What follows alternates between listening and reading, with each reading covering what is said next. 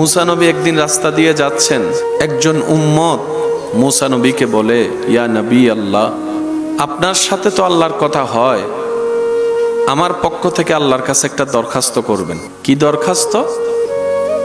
সেই উম্মত রবের বান্দা বলে, আল্লাহ তাআলা আমাকে এমন দান দিয়েছেন, এমন ধন দিয়েছেন, আমার এখন রাখার জায়গা নাই।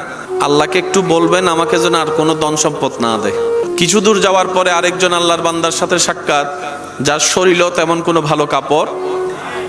উনি বলে যে আপনি তো আল্লাহর সাথে কথা বলেন, আল্লাহকে একটু বলেন না আল্লাহ যেন আমাকে দুনিয়াতে একটু সম্পদ টম্পদ দেয়। দুজনের দরখাস্ত নিয়ে কালিমুল্লাহ রবের সমীপে পেশ করলেন।